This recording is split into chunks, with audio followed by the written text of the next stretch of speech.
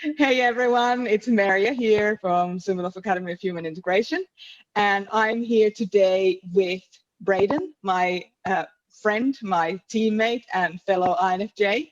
And today we're talking about the different facets within the MBTI Global Step 2 assessment process. So Bradyn has some questions about why we should take a deeper dive into our four-letter code.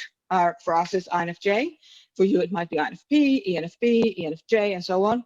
And we're going to go through some of those facets that are actually revealed by the Global Step 2 MBTI assessment and why you should consider digging deeper into your personality coding. So, Bradyn, what questions do you have for me today? Firstly, thank you for that introduction.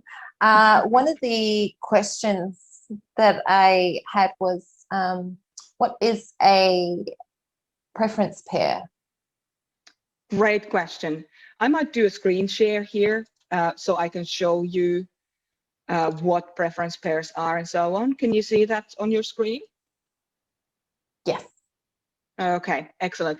So preference pair is a term that the MBTI uses for the extroverted-introverted pair, the sensing-intuiting pair, the thinking-feeling pair, and the judging-perceiving pair. So if you and I are INFJs, so our preference from those preference pairs is introversion, from extroversion-introversion, intuition, from sensing-intuition preference pair, feeling, from thinking-feeling preference pair, and judging, from judging-perceiving preference pair. So basically, the preference pair is that EI, SN, TF, or JP in our four-letter code for our type. For us, it's INFJ.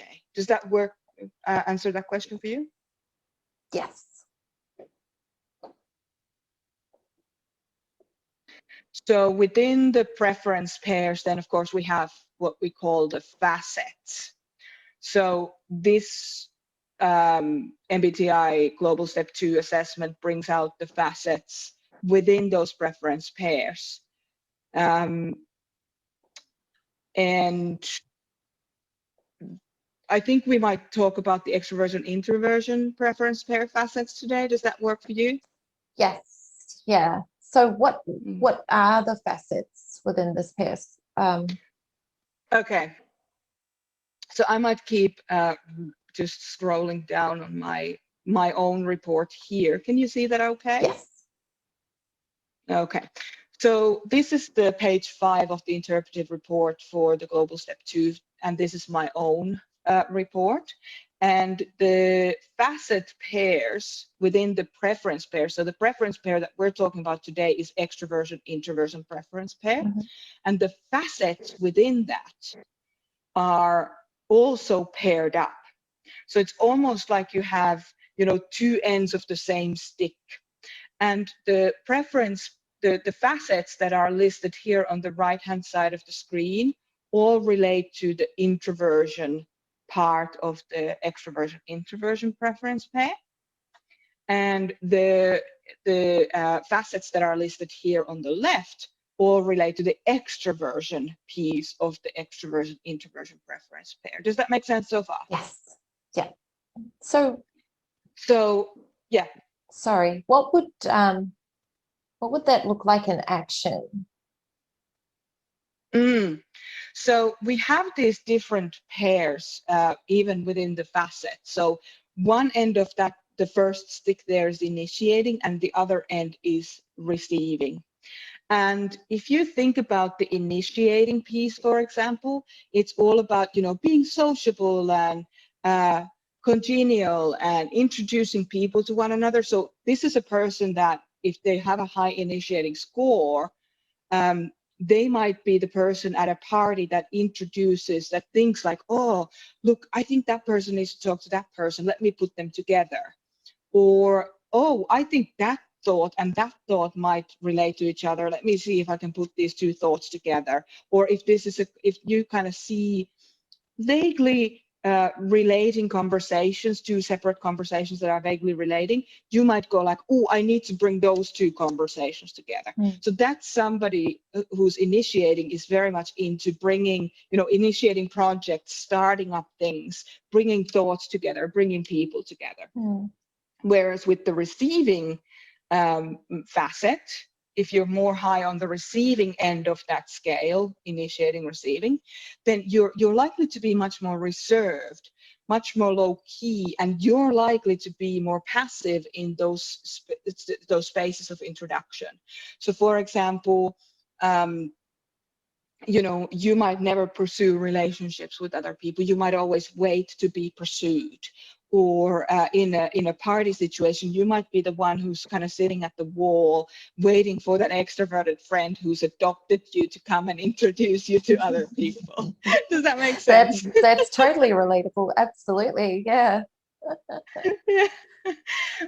And then in the expressive contained facet pair, within this preference pair, the expressive, of course, is all very outward facing, demonstrative, easier to get to know, self-revealing, the friend that always kind of overshares a little bit, and can be a little bit like domineering in social situations.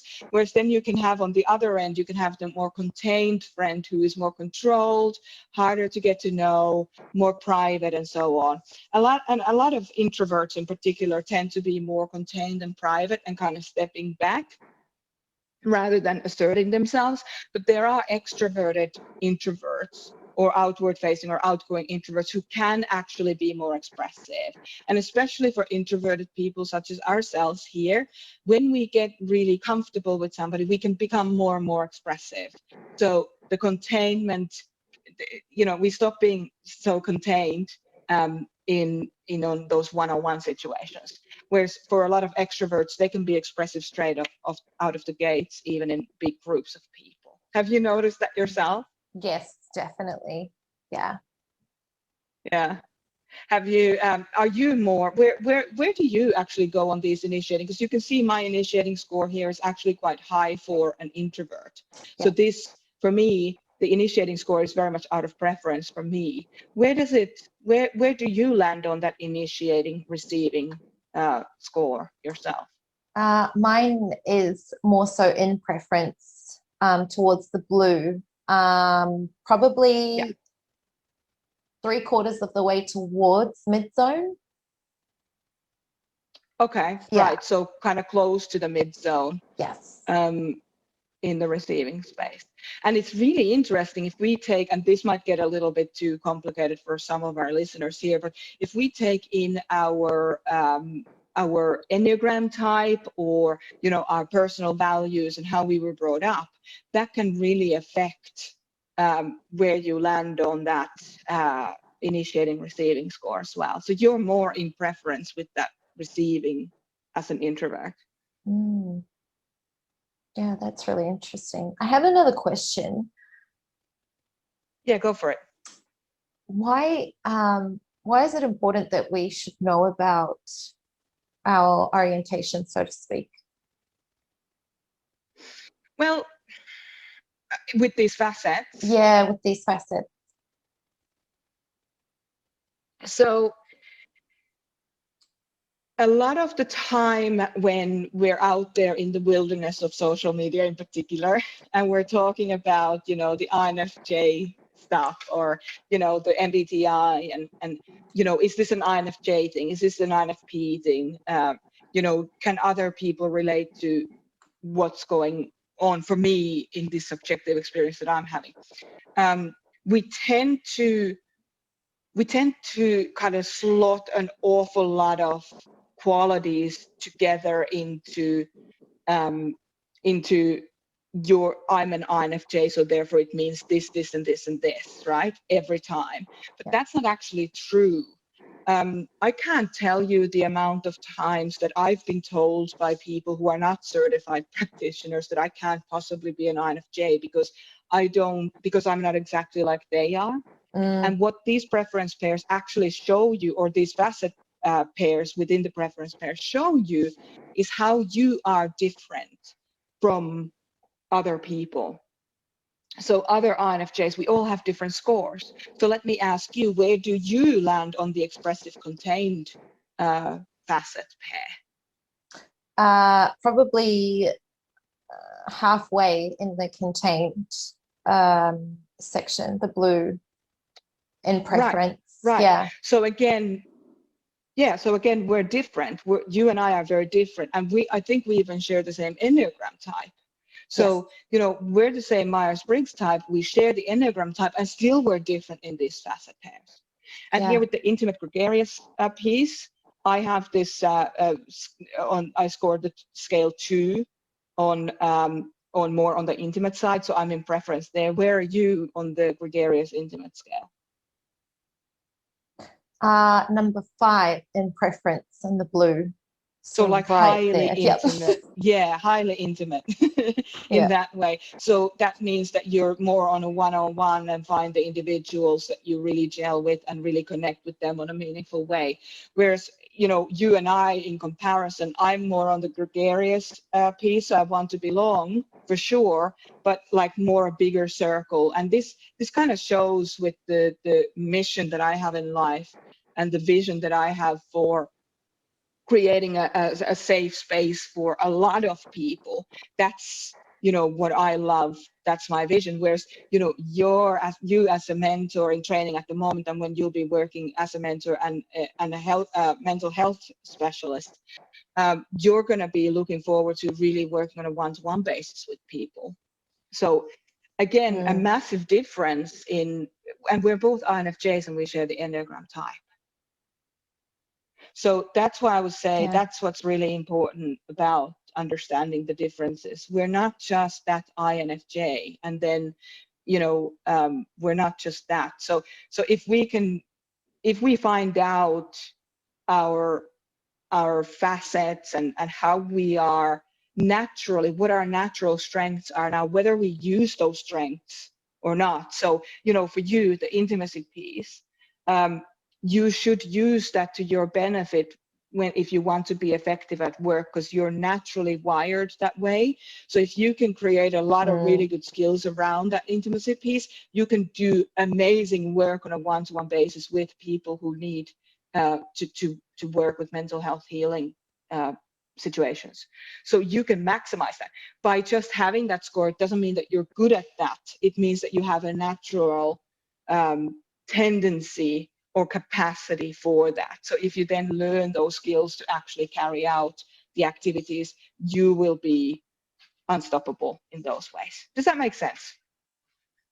That makes sense. Thank you. Yeah. I'd like to just cover the active, reflective, enthusiastic, quiet pieces before we wrap up for today. I think people might be interested in hearing a bit more about that. Does that work for you, Bradyn? Yeah, absolutely. Yeah. Okay, so the active people are more like interactive. They want contact with other people. They listen and speak. So they're wanting those outward-facing kind of reflections and outward-facing interactions, whereas the reflective people are more into the introspection. They're the observer almost, the onlooker. They prefer to have space in order to order their thoughts a bit more. And they also like to read and write. So where the active person likes the contact with the people, the reflective person needs to have distance from people so that they're able to really get their feelings together in the situation that they're in. Does that make sense? Yeah, absolutely. And as you can see, for both of these, I'm scoring on the mid zone. Where are you on the active reflective, if you don't mind sharing? I am on the 4th in preference, so the blue section. Reflective. So you're highly reflective. Yeah. And we can even see it in this conversation here. You're a lot more reserved and reflective, and like I'm a lot more like talky and like blah blah blah, let's interact. So you can see that my active score is higher than yours there. And then the enthusiastic quiet facet pair. So we have enthusiasm, liveliness, being energetic, having high energy, seeking the attention to some degree. Whereas with the quiet, you might have the calm, you enjoy solitude, and you seek to be on the background. Now, granted, this is my job and my flow state, and I've been doing this for a really long time. So my enthusiasm might come through as a higher score than it would have been, say, 5 years ago or 10 years ago. But I'm scoring in that very mid zone. So I don't really have a preference. I have preference for both, if you like. What about you, Bradyn? Where are you at that? I am on the third marker there in preference. In quiet. In the blue section, yes. Okay. Quiet. So isn't this interesting how I think all of yours are in preference, aren't they? Yes, correct. In this introversion-extroversion preference pair. That is very interesting. And a lot of mine is actually in the mid zone, and one in the initiating, which is very much outside of out of preference for an introvert. And when I did this this indicator, this assessment, I actually came out as an ENFJ. But because it's everybody gets to nominate their type, because we all know ourselves actually better than anybody else can know ourselves.